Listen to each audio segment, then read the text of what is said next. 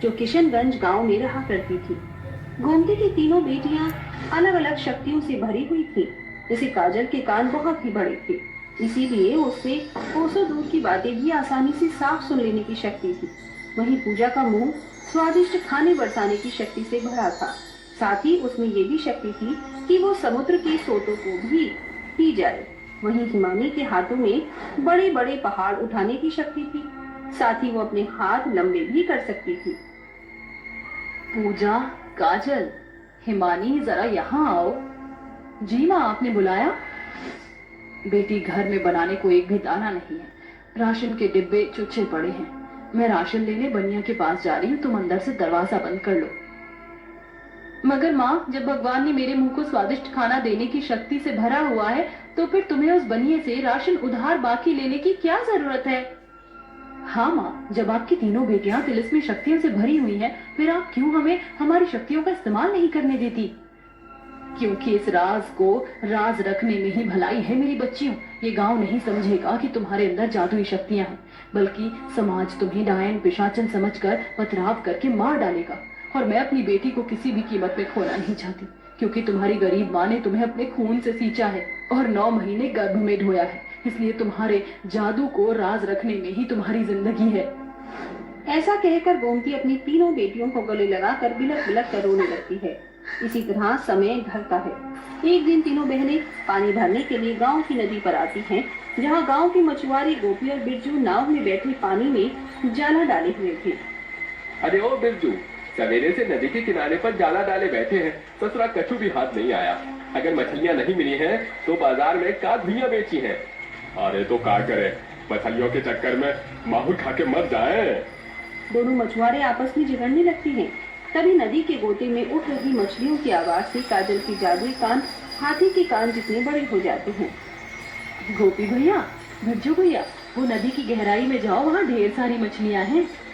दोनों मछुआरे नाव को नदी के बीच की गहराई में ले जाकर पानी में जाला डालते हैं, जो मछलियों से खचाखच भरकर जाला फटने को हो जाता है। फिर दोनों मछलियों से भरी हुई नाव को नदी से बाहर लाने लगते हैं। अरे बिरजुआ, ये नाव तो बढ़ ही नहीं रही है, बल्कि पानी के उफान से पीछे सरक रही है। अब क्या करें? ठहरो भैया, मैं मदद करती हूँ। ऐसा कहते हुए हिमानी अपनी जुबान से कुछ शब्द गुनगुनाती है, जिसके बाद उसके हाथ बहुत लंबे होकर नदी में फंसी नाव को बाहर लाते हैं। और हिमानी का जादू देखकर डर के मारे गोपी और बिरजू का चेहरा पीला पड़ जाता है और उनके दांत बजने लगते हैं, और वो एक ही शब्द बड़बड़ाते हुए गांव के सरपंच के घर की ओर दौड़ लगाते हैं। चुड़ैल, चुड़ैल, भाग गोपी भाग। बिरजू और गोपी सरपंच को नदी पर घटी घटना बताते हैं। कुछ ही देर में ये बात आग की तरह गांव में हर घर में फैल जाती है, और फिर गोमती और उसकी तीनों जादुई बेटियां सरपंच के पास आती हैं। गांव वालों, अब तुम ही बताओ, इनका क्या फैसला किया जाए? सरपंच जी, मैं तो कहती हूँ इस विधवा गोमती को इसकी तीनों राक्षसी बेटियों के साथ गाज पर टांग दो। राम जी, झूठ ना बुलाए, मगर सरपंच जी, मुझे तो पहले ही शक था इस गरीब विधवा पर। क्यों कमला, मैं ना कहती थी कि गोमती ने अपने पति की बलि चढ़ाकर डायन में पक्की हो गई है और अपनी बेटियों को भी काली शक्ति दी है। ऐसा मत कहो पद्मा मौसी, हमारी माँ डायन नहीं, और हमारे अंदर जो जादुई शक्ति है वो हमें कुदरत से मिली है। हाँ सरपंच जी, मेरी बेटियों में जादुई शक्ति है, यकीन कीजिए। सरपंच जी, आप इन मनहूस माँ बेटियों की एक मत सुनना। ऐसे लोगों को तो पत्थर मार मार कर मौत के घाट उतार देना चाहिए, वरना ये और इसकी तीनों बेटियां हमारे गांव को खा जाएंगी। पूरा गांव गरीब गोमती और उसकी बेटियों के लिए एक ही 4 झूठी बात बोलते हैं, जिससे सरपंच जी का मन गांव वालों की बातों में घुल जाता है और पूरा गांव गोमती की बेकसूर बेटियों को पत्थर मारता है। वो गरीब माँ सभी के आगे गिड़गिड़ाती हुई कहती है, रुक जाओ मेरी बच्चियों को मत मारो, मैं तुम्हारे आगे भीख मांगती हूँ। आखिरकार पूरा गांव गोमती और उसकी बेटियों को अधमरा करके घसीट कर गांव से बाहर फेंक देता है। हाँ मेरी बच्ची, मैं ठीक हूँ, मगर अब हम जाएंगे कहाँ? ये अंधविश्वासी अत्याचारी गांव वाले हमें गांव में घुसने नहीं देंगे। माँ चिंता मत करो, हमें इस गांव की मिट्टी से दूर जाकर कहीं रहना पड़ेगा। गांव में बहने वाली नदी पार जो पहाड़ है, अब हम वहीं रहेंगे। तीनों जादुई बिटिया अपनी माँ को लेकर पहाड़ी पर आती हैं। मेरी बेटियों, यहाँ तो पहाड़ ही पहाड़ हैं, यहाँ हम कैसे रहेंगे? बस देखते जाओ माँ। है मेरे जादुई लंबे हाथ, इस जगह को साफ कर दो। इतने पर हिमानी जादुई रोशनी से भर जाती है और उसकी लंबी हाथ झटपट से पहाड़ की जगह को साफ करके स्पीड से सुंदर सा घर बनाती है और सभी घर में आती हैं। तभी पूजा कहती है, माँ मैं जानती हूँ जो हुआ वो अच्छा नहीं हुआ, मगर अब हमें हमारे जादू को छिपाने की जरूरत नहीं। ऐ मेरी जादुई जुबान, मुझे ढेर सारा स्वादिष्ट खाना दो। इतना कहती ही पूजा सर से लेकर पैर तक जादू से भर जाती है और उसका चेहरा बड़ी चमक से खिल जाता है और उसके मुंह से स्वादिष्ट खाने से खचाखच भरी थालियां निकलती हैं, जिसे सभी साथ मिलकर खाते हैं। ये देखकर उस गरीब मजबूर माँ की आंखों में खुशी के आंसू आ जाते हैं। अरे ये क्या माँ, तुम रो रही हो? खुशी के आंसू हैं बेटी, क्योंकि आज मुझ गरीब माँ के लिए बड़ा दिन है। मेरी बेटियाँ अपने जादू को छिपाने के लिए मोहताज जो नहीं रही। इस तरह गोमती का हर दिन उसकी जादुई बेटियों के साथ खुशी से बीत रहा था। मगर उस रोज गांव में जैसे तबाही के बादल घिरा। तभी जैसे ही नदी में तूफानी लहरें उठी तो उसका शब्द सुनाई देते ही काजल के जादुई कान खड़े हो गए। माँ, पूजा, हिमानी, जरूर किसी समुद्र में सुनामी उठा है जिसका असर हमारे गांव की नदी में सौंझे रूप से पड़ रहा है। हमें लोगों को बचाना होगा। फिर गोमती और उसकी तीनों जादुई बेटियों ने बिना वक्त गवाए गांव में कदम रखा और पूजा ने अपनी जादुई जुबान से शोर मचाना शुरू किया। अपने अपने घर से बाहर आ जाओ, गांव में भूकंप आया है। इससे पहले कि घर ढह जाए, अपनी जान बचाओ। पूजा की जादुई जुबान से निकल रही तेज आवाज में भरा तीखापन सभी के कानों में पड़ा। तभी घर हिलने लगे और सभी घर से बाहर निकल आए। सभी डर से थर-थर कांप रहे थे। हे भगवान, ये सब क्या हो रहा है? सरपंच जी कछु कीजिए। इन तूफान और बाढ़ को रोकना मेरे बस में नहीं है भाई। मगर हमारे बस में है। हर्षिता, कुछ देर में हमारा गांव बाढ़ में डूबने वाला है। तुम एक एक करके अपने जादुई लंबे हाथों से लोगों को सुरक्षित पहाड़ी पर पहुंचाना। और काजल, तुम अपने जादुई कानों से मुझे निर्देश देना। जल्दी करो। फिर तीनों जादुई बहनें एक शब्द गुनगुनाती हैं, जिसके साथ एक सुनहरी रोशनी उन्हें घेर लेती है और तीनों की जादुई शक्तियां जग जाती हैं। इसके बाद हर्षित अपने लंबे हाथों से लोगों को पहाड़ पर ले जाती है और तभी अपने जादुई कानों से आवाज सुनकर काजल कहती है, पूजा, बाढ़ का पानी पूरब की तरफ से आ रहा है। वो अभी काफी दूर है, तुम तैयार हो? अगले ही पल बाढ़ का पानी गांव में भरने लगता है और पूजा जादुई मुंह से सारा पानी पी जाती है। पूरा गांव अपनी आंखों से ये नजारा देखता है। आखिरकार तूफान थम जाता है और पूरे गांव का सर शर्म से कड़ा हुआ था। तभी सरपंच ने कहा, बेटियों, मुझे माफ कर देना। मैंने गांव के तबके की बातें सुनकर तुम पर जुल्म ढाए, फिर भी तुमने आज इस नगर को नाश होने से बचाया है। अब तुम यहीं रहोगी। ये सुनकर गोमती और उसकी तीनों जादुई बेटियां खुशी से भर जाती हैं। उन्हें इज्जत के साथ गांव में रहने दिया जाता है और आज गांव के हर घर में उस गरीब माँ की जादुई बेटियों की बहादुरी की चर्चाएं चल रही हैं। एक छोटे से गांव में एक विधवा सास बहू किराए के घर पर रहा करती थी।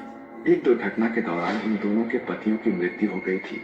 सास मिट्टी के बर्तन बनाने का काम किया करती थी और बहू लोगों के घर में काम करके अपना घर चलाया करती थी।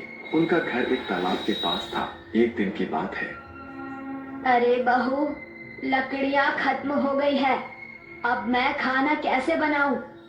माँ जी, आप चिंता मत कीजिए, मैं अभी जंगल से लकड़ियाँ काट कर लेकर आती हूँ।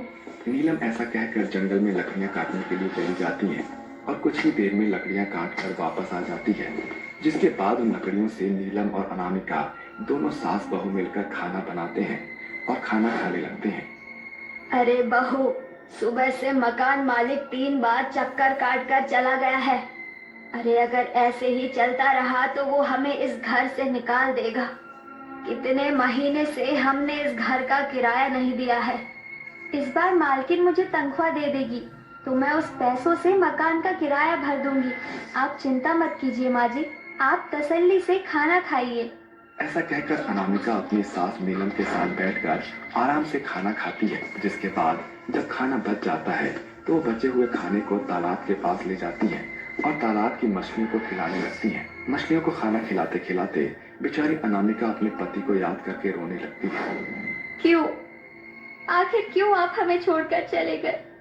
आपके बिना हमारा गुजारा भी नहीं हो पा रहा है। मैं अकेली कैसे ये सारी जिम्मेदारियों को संभालूं? ऊपर से मेरी कोख में आपका अंश भी है।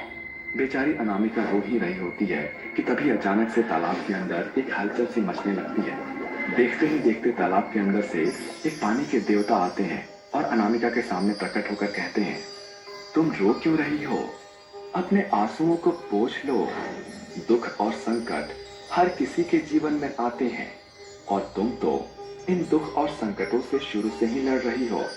एक तरफ तुम्हारे पास इतनी परेशानियां हैं और फिर भी तुम सारी परेशानियों को एक तरफ करके इस तालाब की भूखी मछलियों को खाना खिलाती हो। आज से ये जादुई तालाब तुम्हारा हुआ। तुम इस जादुई तालाब से जो मांगोगी वो तुम्हें मिल जाएगा। क्या सच में ऐसा हो सकता है? जो मैं तालाब से मांगूंगी वो मुझे मिल जाएगा? तुम एक बार अपने लिए कुछ मांग कर तो देखो। हमारे सर पर कोई छत नहीं है, हमारा खुद का घर नहीं है। मैं चाहती हूँ कि मेरा खुद का एक अच्छा सा घर हो, जिसमें मैं अपनी सास के साथ आराम से रह सकूं। जिस मकान में मैं अभी रहती हूँ वो किराए का है और मुझे डर लगता है कि कभी मकान मालिक हमें घर से निकाल ना दे। अनामिका के इतना कहने के बाद तुरंत ही तालाब के पास एक बहुत प्यारा और सुंदर सा घर बनकर तैयार हो जाता है, जिसे अनामिका देखते ही रह जाती है। अरे वाह, क्या बात है! ये तो बहुत खूबसूरत है। ऐसा घर तो मैंने कभी सपने में भी नहीं देखा।